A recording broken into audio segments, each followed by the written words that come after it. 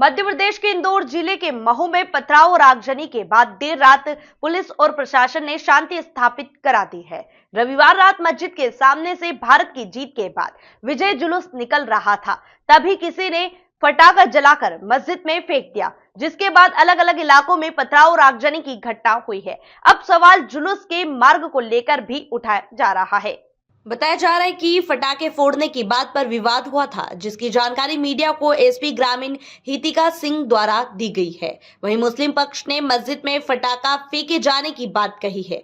भारत की जीत पर विजय जुलूस के दौरान विवाद हुआ था, जिसके बाद शहर के अलग अलग क्षेत्रों में जमकर पथराव और आगजनी भी हुई है। आगजनी में दुकान और कई 2 पहिया और 4 पहिया वाहन जलाए गए हैं। वहीं इस दौरान 3 लोगों के घायल होने की बात कही जा रही है।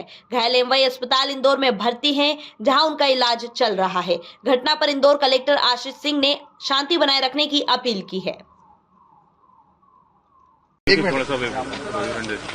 इंडिया न्यूजीलैंड मैच के बाद कुछ जुलूस निकल रहे थे, जिसमें कुछ लोगों ने मस्जिद के बाहर पटाखे चलाए, जिसके बाद दोनों पक्षों में विवाद की स्थिति उत्पन्न हुई और दोनों तरफ से पथराव हुआ। पुलिस बल जो है वो पूरी तरह यहाँ पे मौजूद है और लगातार पेट्रोलिंग भी कर रहा है। अभी यहाँ पे पूरी तरह से शांति बनी हुई है। कितने लोगों को भी चिन्हित किया गया है, क्या कुछ अभी जानकारी मिली है? अभी कुछ लोगों को चिन्हित किया हुआ है और उन पे पुलिस बहुत सख्त कार्रवाई भी कर रही है। पुलिस उनको अभी रात को ही उनको पकड़ेगी भी, और बाकी लोगों को भी आपके माध्यम से मैसेज भी देना चाहती है कि कोई भी किसी तरह की अफवाह में न विश्वास करे और न ही कोई तरह की अफवाह फैलाए। कितने लोग घायल हुए हैं?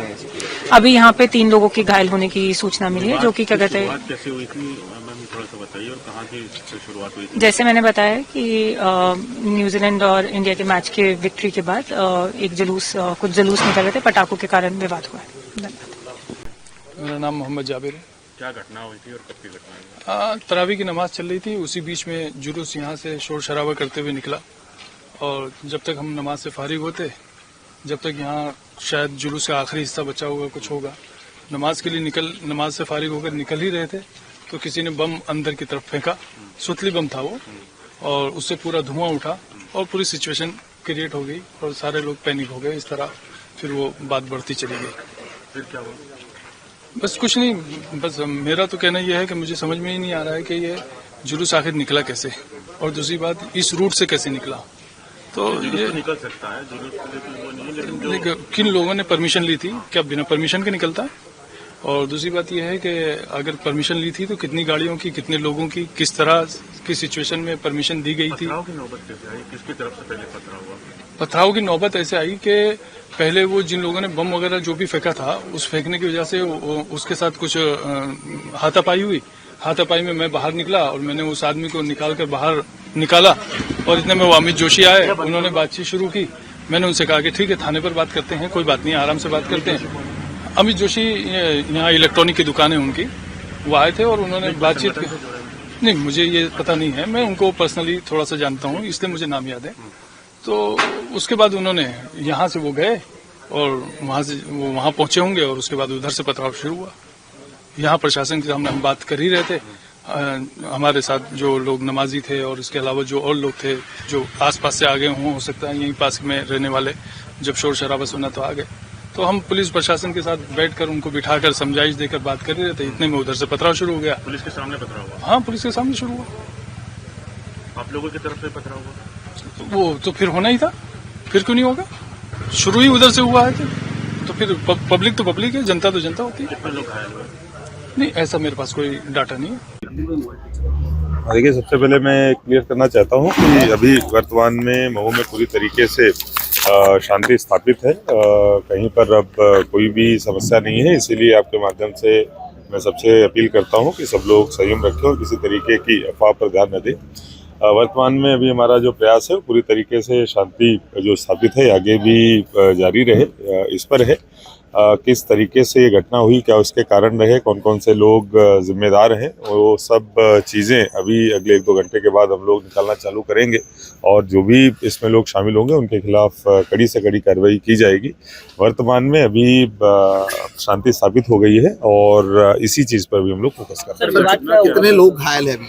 देखिए, अभी घायलों की और इनकी पूरी तरीके से स्थिति क्लियर नहीं है। ये जरूर है कि जो प्रारंभिक जानकारी मिली है 4 लोगों के घायल होने की आई है अस्पताल में।